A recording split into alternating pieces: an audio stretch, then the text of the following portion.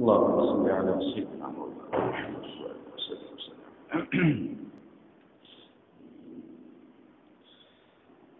الحمد لوليه والصلاة والسلام على نبيه.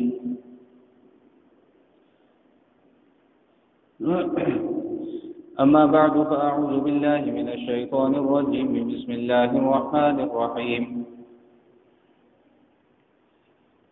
سبحان الذي أسرى بعبده ليلا من المسجد الحرام إلى المسجد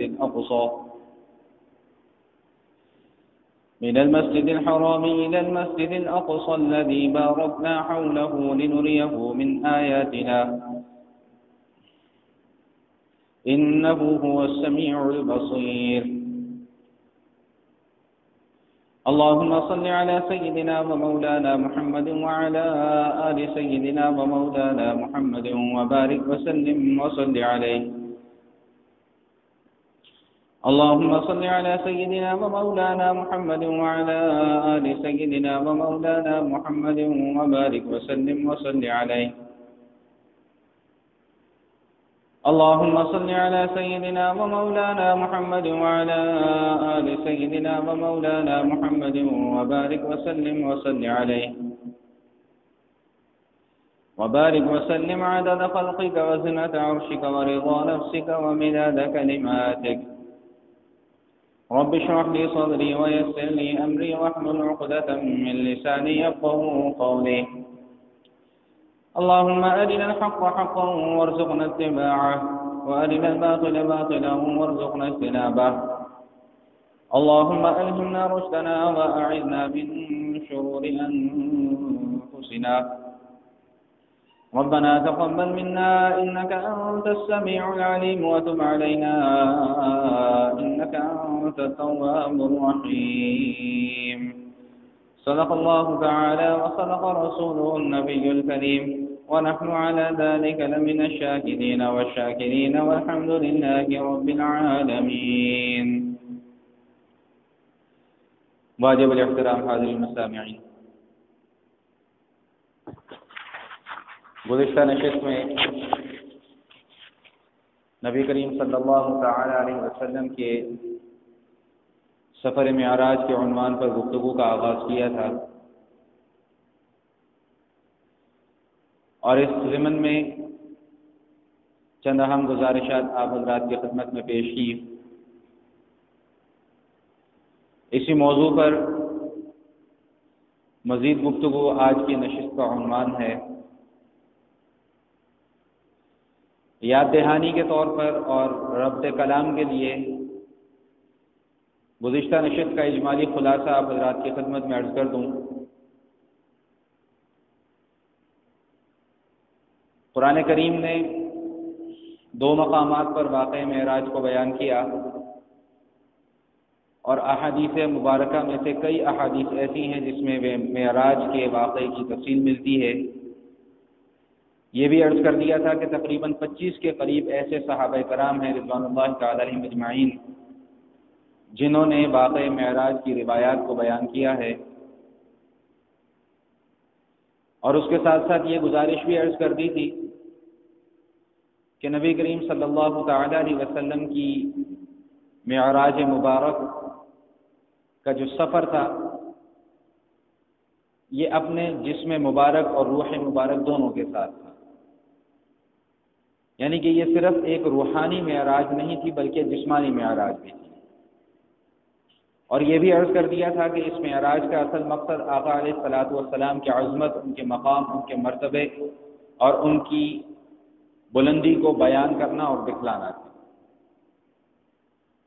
مقام عبدیت کیا ہے، اس حوالے سے بھی تفصیلی گفتگو میں نے گزشتہ نشست میں آپ حضرات کی خدمت میں عرض کر دی. یہیں سے کلام کا ربط دوبارہ جوڑتے ہوئے آگے گفتگو چلانے کی جسارت کر رہا ہوں.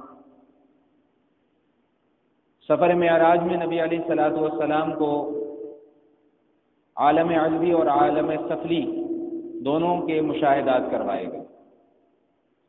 عالم علوی سے مراد وہ عالم جو آسمانوں سے اوپر کا ہے، وہاں کے مشاہدات بھی نبی علیہ الصلوۃ والسلام کو کروائے گئے۔ عالم سفلی، آسمان سے نیچے کا جو عالم ہے، وہاں کے بھی مشاہدات نبی علیہ الصلوۃ والسلام کو کروائے گئے۔ اور ان مشاہدات میں نہایت ہی سبق آموز اور عبرت آموز باتیں نبی علیہ الصلوۃ والسلام کو دکھلائی گئیں۔ امت کے بعض احوال دکھلائے گئے، کون سا عمل نہ کرنے کی وجہ سے امت کو کس قسم کے عذاب کا سامنا کرنا پڑے گا۔ چنانچہ روایات میں آتا ہے کہ عالم سفلی، عالم علوی میں جب پہلے آسمان پر نبی علیہ الصلوۃ والسلام جبریل امین علیہ الصلوۃ والسلام کے ساتھ تشریف لے گئے ہیں، تو روایت تو بڑی طویل ہے، اس کو مختصر کر کے عرض کرنے کی کوشش کروں گا۔ تو جبریل امین علیہ الصلوۃ والسلام نے آسمان کے دروازے پر دستک دی۔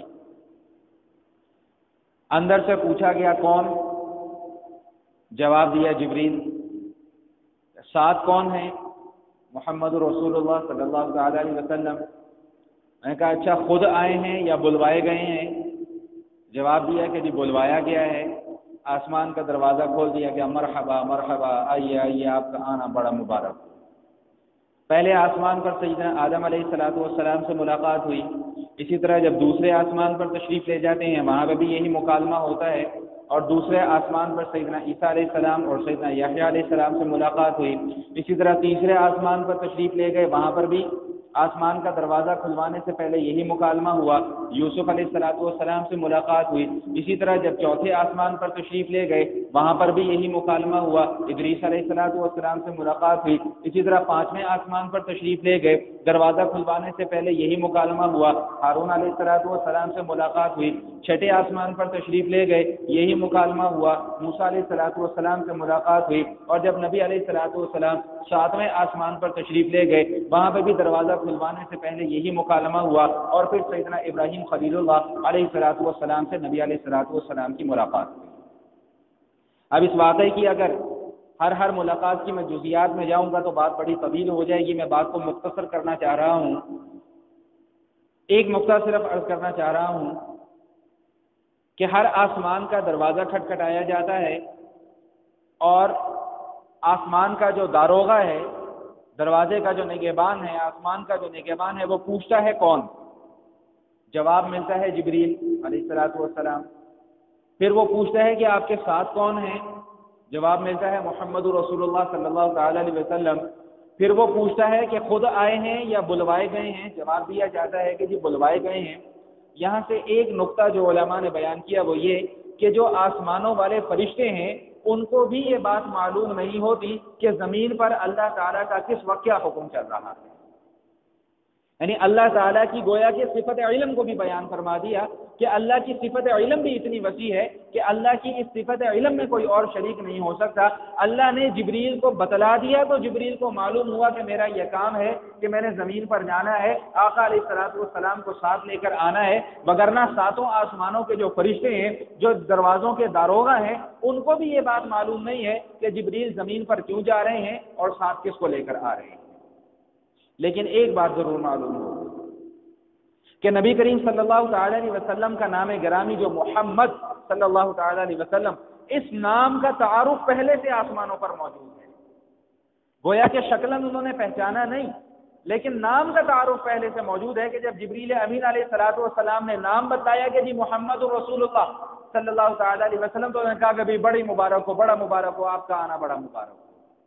تو یہ 7 آسمانوں کے حالات میں نے عرض کیے، اور مختصر عرض کیے کہ 7 آسمانوں پر نبی علیہ الصلوۃ والسلام کی ہر نبی سے ملاقات ہوئی۔ اور یہاں پر ایک نقطہ اور بھی عرض کرتا چلوں کہ نبی علیہ الصلوۃ والسلام کی جو ان 7 آسمانوں پر 8 انبیاء کرام سے ملاقات ہوئی، نبی علیہ الصلوۃ والسلام کو تعارف کروایا گیا کہ یا رسول اللہ صلی اللہ تعالی علیہ وسلم، یہ آدم علیہ السلام ہے، یہ عیسیٰ علیہ السلام ہے، یہ یحییٰ علیہ السلام ہے، یہ یوسف علیہ السلام ہے، یہ ادریس علیہ السلام ہے، یہ ہارون علیہ السلام ہے، یہ موسیٰ علیہ السلام ہے، اور یہ آپ کے جد امجد ابراہیم خلیل اللہ علیہ الصلوۃ والسلام ہے۔ یہاں سے ایک بات اور بھی معلوم ہو گئی کہ نبی جو ہے وہ غیب کا علم نہیں رکھتے، غیب کا علم نہیں رکھتے۔ اگر غیب کا علم رکھتے ہوتے تو نبی علیہ الصلوۃ والسلام سارے انبیاء کرام کو جانتے اور پہچانتے ہوتے۔ ہاں اتنی بات ضرور ہے کہ نبی کریم صلی اللہ تعالی علیہ وسلم یا جو انبیاء کرام پہلے گزر گئے ان کو غیب پر مطلع کر دیا جاتا ہے، اطلاع دی جاتی ہے کہ جی یہ معاملات آگے ہونے والے ہیں، علم نہیں ہوتا ان کے پاس۔ علم تو ایک ذاتی کیفیت اور ذاتی صفت کا نام ہے، اور یہ اللہ تعالیٰ کی ذاتی صفت ہے۔ بات میرا خیال ہے سمجھ میں آ گئی ہو۔ تو ساتوں آسمانوں پر ملاقات ہو گئی، ملاقات ہونے کے بعد اب آگے جا رہے ہیں۔ اب نبی علیہ الصلوۃ والسلام کے مقام اور مرتبے کی انتہا دیکھیے، عظمت اور بلندی کی انتہا دیکھیے کہ اب سدرۃ المنتہا تک لے جایا جا رہا ہے۔ یہ سدرۃ المنتہا کس چیز کا نام ہے؟ احادیث کے اندر آتا ہے یہ سدرۃ المنتہا ایک درخت ہے، یہ درخت ہے، اور اس درخت کی کیفیت نبی علیہ الصلوۃ والسلام نے بیان فرمائی ہے کہ اس کے پتے اتنے بڑے بڑے ہیں جیسے ہاتھی کے کان ہوتے ہیں، اور اس درخت پر جو بیر لگے ہوئے ہیں وہ بیر اتنے بڑے بڑے ہوتے ہیں جیسے ایک بڑا مٹکا ہوتا ہے، مٹکے کی شکل کے، مٹکے کی طرح کے بڑے بڑے بیر ہیں۔ پھر فرماتے ہیں نبی علیہ الصلوۃ والسلام کہ اللہ کے حکم سے اس درخت کو کسی چیز نے گھیر لیا۔ فرماتے ہیں کہ اس کا حسن اتنا ہو گیا کہ اس کا حسن لفظوں کے اندر بیان نہیں کیا جا سکتا۔ علماء نے لکھا ہے، محدثین نے لکھا ہے کہ کس چیز نے اس درخت کو گھیر لیا تھا، تو اس میں مختلف روایات ہیں، مختلف اقوال ہیں۔ بعض حضرات نے فرمایا کہ اللہ کے حکم سے سونے کے پروانوں نے اس درخت کو جو ہے وہ گھیر لیا تھا، اور بعض حضرات نے یہ فرمایا کہ فرشتوں نے اس درخت کو جو ہے وہ گھیر لیا تھا۔ یہ سدرۃ المنتہا جو درخت ہے اس کی کیفیت یہ ہے، اس کو منتہا اس لیے کہا جاتا ہے کہ یہاں سے جتنے بھی اعمال اوپر کی طرف جاتے ہیں وہ اس سدرۃ المنتہا پر جا کر ٹھہر جاتے ہیں، پھر وہاں سے وہ اعمال اوپر اللہ کی بارگاہ میں پیش ہوتے ہیں۔ اسی طرح اوپر سے اللہ کی جانب سے جتنے احکامات آتے ہیں وہ پہلے سدرۃ المنتہا پر ٹھہر جاتے ہیں، پھر اس کے بعد نیچے زمین کی طرف وہ احکامات لائے جاتے ہیں، اتارے جاتے ہیں۔ تو یہ سدرۃ المنتہا کی بھی مختصر سی کیفیت میں نے آپ حضرات کے سامنے عرض کر دی۔ اب اس کے بعد سفر جاری ہے، جا رہے ہیں آگے، جاتے جاتے ایک مقام ایسا کہ جہاں پر نبی علیہ الصلوۃ والسلام کو بڑی پیاری خوشبو آ رہی ہے، مہک آ رہی ہے۔ یہ واقعات کی جو میں عرض کر رہا ہوں اس کی ترتیب آگے پیچھے ضرور ہو سکتی ہے کہ کون سا واقعہ پہلے رونما ہوا، کون سا واقعہ بعد میں رونما ہوا، لیکن میں چونکہ اختصار کے ساتھ پورے کے پورے واقعے کا خلاصہ عرض کر رہا ہوں اس لیے میں ترتیب کا خاص خیال نہیں رکھ رہا۔ تو خوشبو آ رہی ہے، جب معلوم ہوا تو پتہ لگا کہ یہ تو جنت کی خوشبو ہے۔ اب نبی علیہ الصلوۃ والسلام کو جنت کی سیر کروائی گئی، نبی علیہ الصلوۃ والسلام نے جنت کو دیکھا، جنت کی سیر کی، اور پھر جنت کی کیفیات کو بھی بیان کیا۔ اب جنت سے باہر نکلتے ہیں، آگے چلتے ہیں، ایک مقام ایسا کہ بڑی سخت قسم کی بدبو آ رہی ہے۔ اب جب پتہ لگا تو معلوم ہوا کہ جی یہ تو جہنم ہے، یہ تو جہنم ہے۔ اب جہنم کا مشاہدہ نبی علیہ الصلوۃ والسلام کو کروایا گیا۔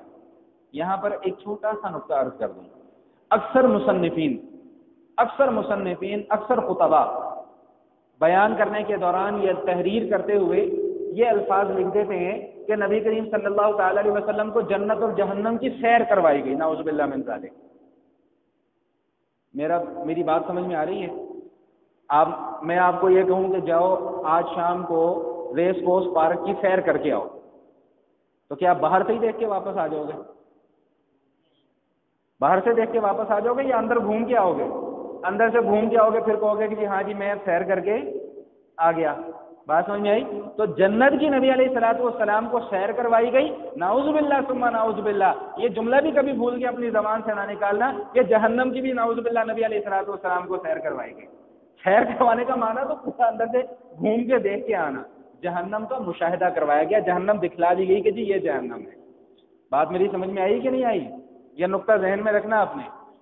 میں نے خود کئی کتابوں میں یہ الفاظ پڑھے اور مجھے بڑا تعجب ہوتا ہے مصنفین پہ کہ وہ اپنے لکھنے کی روانی میں اس انداز میں لکھ جاتے ہیں کہ جی جنت اور جہنم کی سیر کروائی گئی۔ سیر نہیں کروائی گئی، سیر تو جنت کی کروائی گئی، جہنم کا تو صرف مشاہدہ کروایا گیا۔ جہنم تو صرف دکھائی گئی کہ یہ جہنم ہے، یہاں مجرمین کا ٹھکانہ ہے، یہاں پر مجرمین جائیں گے، یہاں پہ اللہ تعالیٰ کے نافرمان جائیں گے۔ اب آگے چلتے ہیں، ایک مقام آ جاتا ہے کہ وہاں پر آ کر اب جبریل امین علیہ الصلوۃ والسلام ٹھہر جاتے ہیں۔ جبریل امین علیہ الصلوۃ والسلام ٹھہر جاتے ہیں اور عرض کرتے ہیں کہ یا رسول اللہ اس سے آگے اب میں نہیں جا سکتا۔ بزبان حال اس لکھنے والے نے کہا کہ نبی علیہ الصلوۃ والسلام نے یوں فرمایا ہوگا بھائی تم کیسے دوست ہو کہ ایسے مقام پر آ کر مجھے تنہا چھوڑ کر جا رہے ہو؟ تو جبریل کیا جواب عرض کرتے ہیں کہ جی میں نوری ہوں، میں اس سے آگے جا نہیں سکتا، آگے گیا تو میرے پر جل جائیں گے. بات میری سمجھ میں آئی؟ صرف ایک اشارہ کروں گا پھر بات آگے چلا دوں گا. میں کیا کہا کہ جی میں اگر آگے گیا تو میرے پر جل جائیں گے. تو معلوم یہ ہوا کہ یہ مقام نوری کا تھا ہی نہیں، یہ مقام تھا ہی خاکی کا. نبی علیہ الصلوۃ والسلام بشر تھے، انسان تھے، آگے تشریف لے گئے. وہ نور سے بنی ہوئی مخلوق تھی، وہیں پر ٹھہر گئی، آگے نہیں جا سکے. آگے جاتے تو پر جل جاتے. تو اس نقطے کی طرف میں نے گزشتہ نشست میں بڑا تفصیلی اشارہ کر دیا، اب دوبارہ اس بات کی طرف میں نہیں آؤں گا.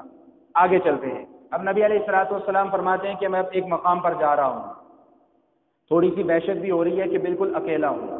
احادیث کے اندر آتا ہے کہ آقا علیہ الصلوۃ والسلام فرماتے ہیں کہ 70,000 پردے ہیں. کتنے پردے؟ 70,000 پردے ہیں. ایک ایک کر کے ایک ایک پردہ اٹھتا چلا جا رہا ہے. بھائی یہ پنکھا چلا دو، یہ پنکھے سارے چلا دو، بعد میں آ کے پھر وہ ٹک ٹک ہوگی، توجہ نہیں رہتی، پھر سارے چلا دو پنکھے. 70,000 پردے ہیں. فرماتے ہیں کہ ایک ایک کر کے پردہ اٹھتا چلا جا رہا ہے، اور ہر ایک پردہ دوسرے پردے سے مختلف ہے، ہر ایک پردہ دوسرے پردے سے مختلف ہے. پھر اچانک رب کائنات نبی علیہ الصلوۃ والسلام کو اپنی زیارت سے مشرف فرماتے ہیں. اور گزشتہ نشست میں بھی میں نے یہ عقیدہ عرض کر دیا تھا کہ اہل سنت والجماعت کا یہ عقیدہ ہے کہ نبی علیہ الصلوۃ والسلام نے ان اپنی آنکھوں سے اللہ جل شانہ کی زیارت فرمائی. ان اپنی آنکھوں سے اللہ جل شانہ کی زیارت فرمائی. اچھا، اب یہاں پر مجھے ایک اپنے بزرگ ہیں سید حکیم اختر صاحب، شاہ حکیم اختر صاحب دامت برکاتہم العالیہ، ان کی ایک بڑی خوبصورت سی بات مجھے یاد آ گئی. وہ خوبصورت سی بات نقل کرنے لگا ہوں. وہ کیا فرماتے ہیں؟ وہ فرماتے ہیں کہ دیکھو، تابعی وہ ہوتا ہے جس نے صحابی کو دیکھا ہو، صحابی وہ ہوتا ہے جس نے نبی علیہ الصلوۃ والسلام کو دیکھا ہو، اور سید الانبیاء وہ ہوتا ہے جس نے خدا کو دیکھا. بات سمجھ میں آئی؟ سید الانبیاء وہ ہوتا ہے جس نے خدا کو دیکھا ہو. اب خدا کو دیکھنے والا وہ آخری نبی علیہ الصلوۃ والسلام اس دنیا سے اب تشریف لے جا چکے. ہمارا یہ عقیدہ ہے کہ اب قیامت تک کوئی دوبارہ صحابیت کا شرف نہیں پا سکتا، کیونکہ صحابی کا مطلب ہی یہی ہے کہ جس نے بیداری کی حالت میں، ایمان کی حالت میں نبی علیہ الصلوۃ والسلام کو دیکھا ہو اور ایمان کی حالت میں اس کی وفات ہو گئی ہو، اسے کیا کہتے ہیں؟ اسے صحابی کہتے ہیں. ایک نقطہ میرے ذہن میں بھی آیا، وہ بھی عرض کرتا چلوں. قرآن کریم نے انبیاء کرام کا تذکرہ کیا، گزشتہ جو انبیاء کرام ہیں ان کا تذکرہ کیا. کسی نبی کے ساتھیوں کو اللہ تعالیٰ نے صحابی نہیں کہا.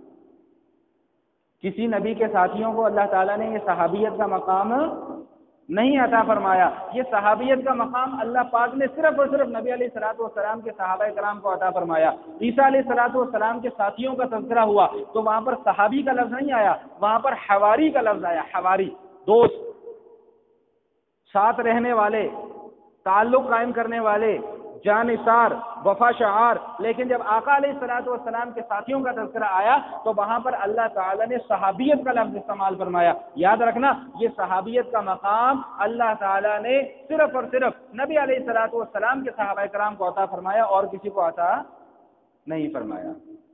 تو یہ جملہ میرا یاد رکھنا کہ تابعی کون ہوتا ہے؟ جو صحابی کو دیکھ لے.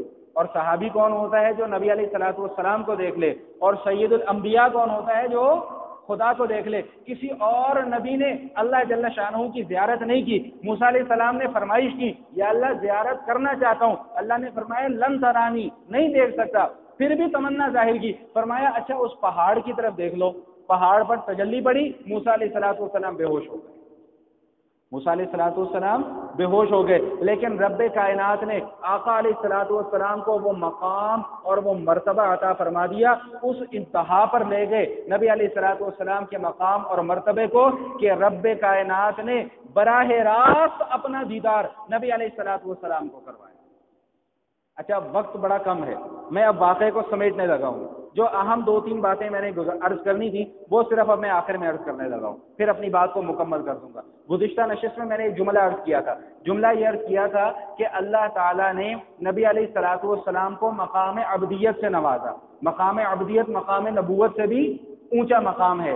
دو باتیں عرض کروں گا اس ضمن میں۔ ایک حدیث شریف ہے، مشکات شریف کی حدیث ہے، فرماتے ہیں نبی علیہ الصلوۃ والسلام، سیدہ عائشہ صدیقہ رضی اللہ تعالی عنہا اس حدیث کی راویہ ہیں، وہ بیان فرماتی ہیں کہ ایک فرشتہ نبی علیہ الصلوۃ والسلام کی خدمت میں حاضر ہوا، آ کر سلام کیا، سلام کرنے کے بعد عرض کیا کہ اللہ نے آپ کو سلام بھجوایا، اور اللہ یہ فرماتے ہیں کہ آپ عبدیت والے نبی بننا چاہتے ہیں یا بادشاہت والے نبی بننا چاہتے ہیں؟ جبریل امین علیہ الصلوۃ والسلام بھی موجود ہیں۔ نبی علیہ الصلوۃ والسلام نے جبریل امین علیہ الصلوۃ والسلام کی طرف دیکھا مشورہ کرنے کے لیے۔ جبریل امین علیہ الصلوۃ والسلام نے مشورہ کیا کہ آپ عاجزی اختیار کیجئے، تواضع اختیار کیجئے۔ نبی علیہ الصلوۃ والسلام نے فرمایا کہ بھئی میں بادشاہت والا نبی نہیں بننا چاہتا، میں عبدیت والا نبی بننا چاہتا ہوں۔ اس کے بعد اما عائشہ صدیقہ رضی اللہ تعالیٰ عنہ فرماتی ہے کہ نبی علیہ الصلوۃ والسلام نے کبھی ٹیک لگا کر کھانا نہیں کھایا، کبھی ٹیک لگا کر کھانا نہیں کھایا، اور فرماتے تھے کہ میں تو اس طرح کھاتا ہوں جس طرح بندہ کھاتا ہے، اور میں اس طرح پیتا ہوں جیسے بندہ پیتا ہے، اور میں اس طرح اٹھتا بیٹھتا ہوں جس طرح بندہ اٹھتا بیٹھتا ہے۔ ایک مجھے واقعہ یاد آ گیا آپ حضرات کی برکت سے، حسن بصری رحمۃ اللہ تعالیٰ علیہ، نام تو سنا ہوا ہے نا حسن بصری رحمۃ اللہ تعالیٰ علیہ کا، بہت بڑے اللہ والے گزرے، بہت بڑے اللہ والے۔ حضرت عمر رضی اللہ تعالیٰ عنہ کے دور میں یہ پیدا ہوئے تھے، اور ان کی والدہ نے حضرت عمر رضی اللہ تعالیٰ عنہ سے ان کی تحنیک کروائی تھی۔ تحنیک کہتے ہیں کہ جب بچہ پیدا ہو تو کسی اللہ والے کے پاس لے جاؤ، کوئی کھجور یا چھوارا وہ اللہ والا چبائے، اور چبا کر اس کا تھوڑا سا حصہ بچے کے تالو پر لگا دے، اس کو کہتے ہیں تحنیک کروانا۔ اور یہ نبی علیہ الصلوۃ والسلام کی سنت ہے، جیسے جسے ہمارے آج کل کے جو بڑی بوڑھی عورتیں ہیں وہ کہتے ہیں گھرتی پلانا، گھرتی پلانا، سمجھ میں آئی؟ تو یہ ان کی تحنیک جو ہے وہ سیدنا عمر رضی اللہ تعالیٰ عنہ نے فرمائی، اور سیدنا عمر رضی اللہ تعالیٰ عنہ نے سیدنا حسن بصری رحمۃ اللہ تعالیٰ علیہ کو کیا دعا دی؟ دعا یہ دی، اللہم فقہہ فی الدین وحببہ الی الناس، یا اللہ اس کو بہت بڑا عالم بنانا اور اس کی محبت لوگوں کے دلوں کے اندر ڈال دینا۔ بڑا عالم ہو جائے لیکن لوگوں کے دلوں کے اندر محبت نہ ہو، اس علم کا کوئی فائدہ نہیں ہے، اس لیے کہ وہ علم کسی کو پہنچا ہی نہیں سکتا۔ تو یہ حسن بصری رحمۃ اللہ تعالیٰ علیہ انہوں نے ایک غلام خریدا، تو جب گھر لے کر آئے تو غلام سے پوچھا کہ بھئی غلام تیرا نام کیا ہے؟ اس نے کہا حضور میں تو غلام ہوں، میرا اپنا کوئی نام نہیں ہے، جو نام مالک دے دے بس وہی پسند ہے۔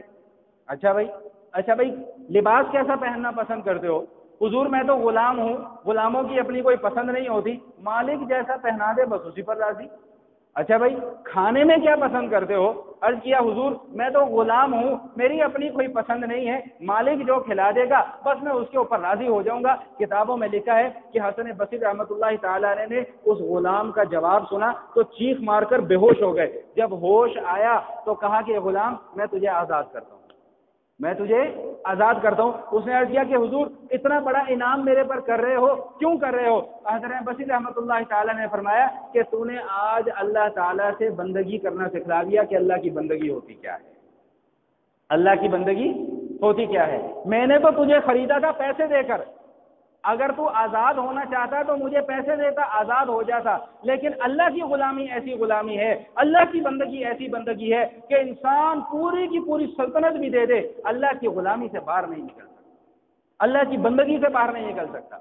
فرمایا کہ آج کے بعد اب ہماری بھی یہی کیفیت ہوگی کہ مالک جس نام سے پکارے گا وہ نام ہمیں پسند، مالک جو کھلا دے گا اس پر اللہ تعالیٰ کا شکر ادا کریں گے۔ اسی کو کہتے ہیں کہ رضا بالقضاء، کہ جو اللہ کا فیصلہ آ جائے بس اس پر آنکھیں بند کر کے راضی ہو جانا۔ تو نبی علیہ الصلوۃ والسلام کیا فرما رہے ہیں کہ مجھے بندہ بننا پسند ہے، مجھے کیا پسند ہے؟ مجھے عبدیت کا مقام زیادہ پسند ہے۔ اور میں نے گزشتہ نشست میں عبدیت کا معنی کیا بیان کیا تھا کہ عبدیت کا معنی وہ غلام جو اپنے آقا کی مرضی کے خلاف نہیں کرتا۔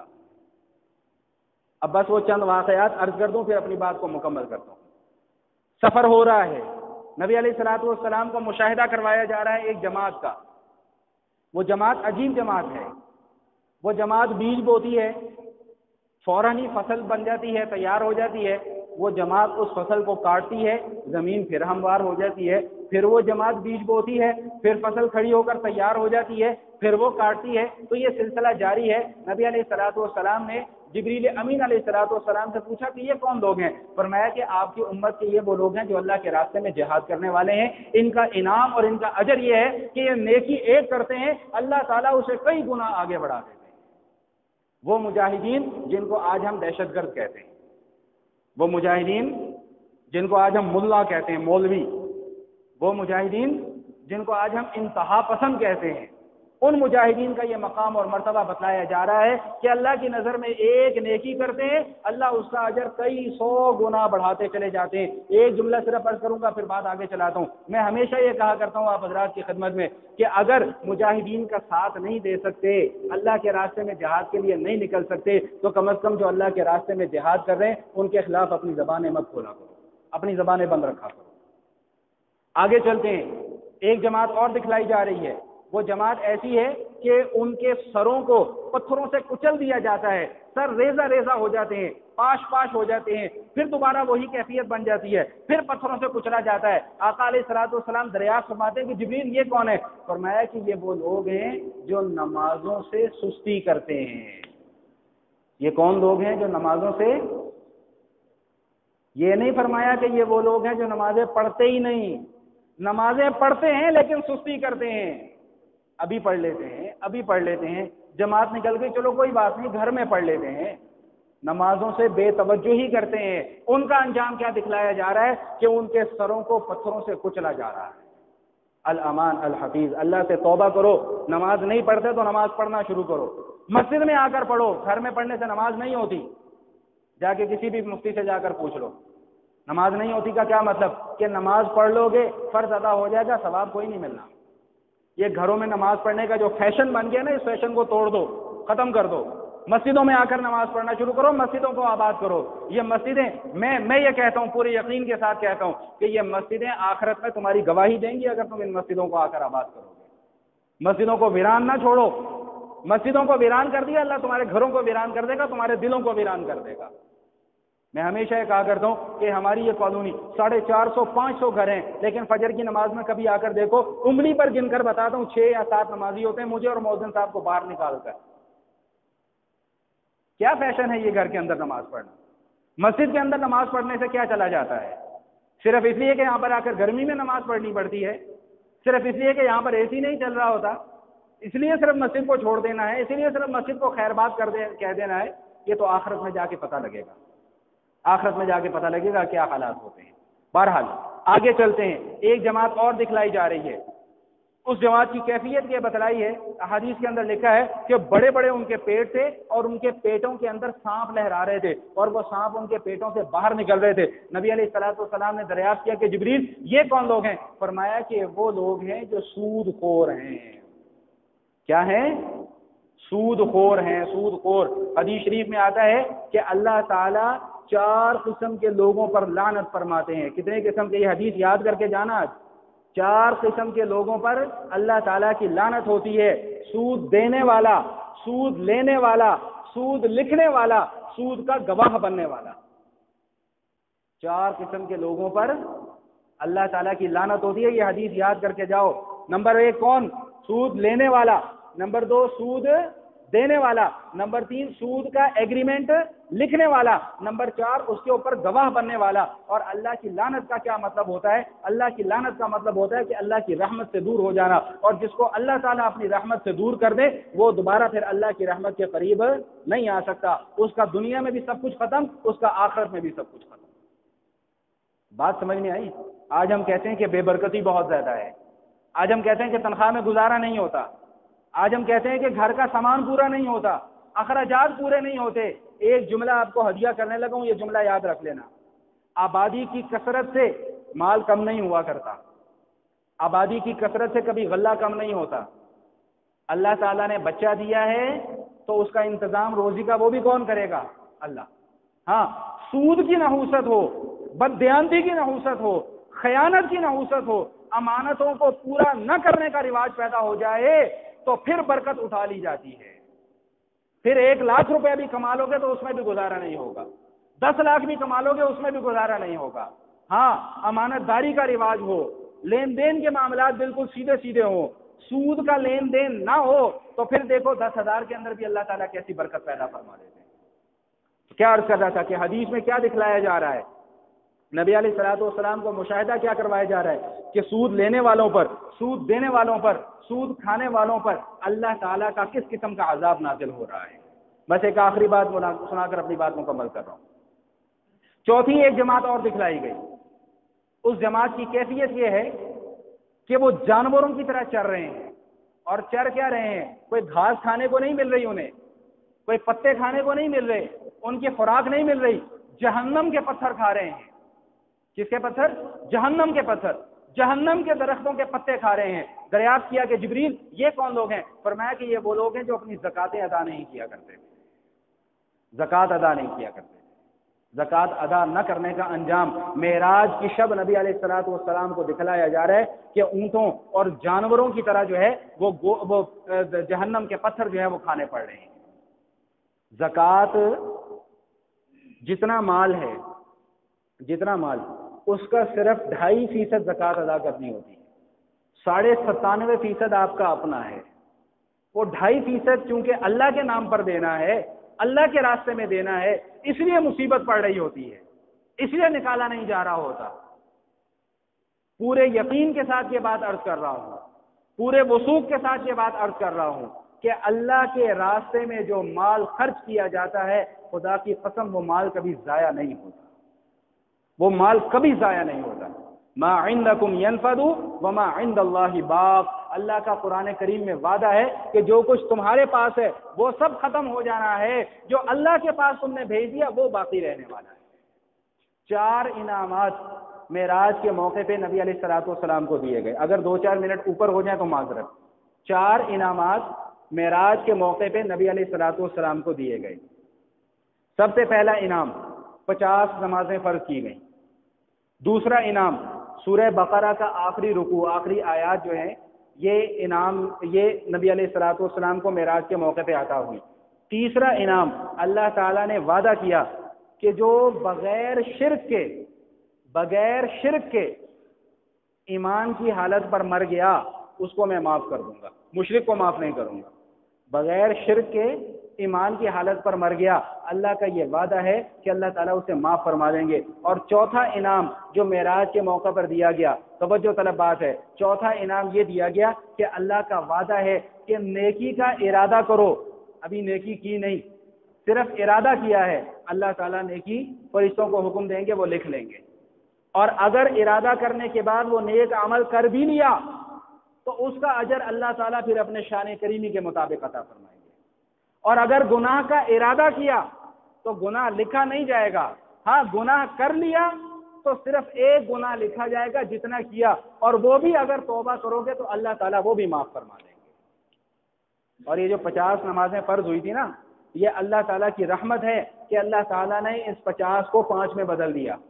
وہ واقعہ سنانے کی ضرورت نہیں، آپ اہل علم حضرات سے سب جانتے ہیں کہ موسیٰ علیہ السلام نے واپس بھیجا کہ جاؤ بھائی جاؤ، یہ 50 بہت زیادہ ہیں، کم کروا کے آؤ. کرتے کرتے کرتے کرتے کرتے کرتے 5 رہ گئی. جب 5 رہ گئی تو اللہ کا اعلان آیا، اللہ کا ایک پیغام آیا. اور وہ پیغام کیا آیا کہ دیکھنے میں تو یہ 5 ہیں، لیکن اگر صحیح طریقے سے ادا کرو گے تو ثواب 50 کا دوں گا. یہ اللہ کا وعدہ ہے. 5 نمازوں کا اہتمام کر لو، 5 نمازوں کا اہتمام کر لو، مسجد میں آ کر 5 کی 5 نمازیں ادا کر لو. اللہ کا وعدہ ہے کہ ثواب 5 پڑھو گے، ثواب اللہ تعالیٰ 50 نمازوں کا عطا فرمائیں گے. یہی وجہ ہے چونکہ نماز معراج کے موقع پہ عطا ہوئی، یہ ایسا تحفہ ہے جو نبی کو بھی ملا، امت کو بھی ملا. یہی وجہ ہے کہ میرے آقا علیہ الصلوۃ والسلام نے فرمایا کہ الصلاۃ معراج المومن. اگر تم میں سے بھی کوئی معراج پر جانا چاہتا ہے، معراج کے مزے لوٹنا چاہتا ہے، تو وہ نماز کی ادائیگی کر لیا کرے. نماز کی ادائیگی کے اندر ہی مومن کی معراج ہے. اللہ تعالیٰ میرا کہنا اور آپ حضرات کا سننا قبول فرمائے. وآخر دعوانا الحمدللہ رب العالمین.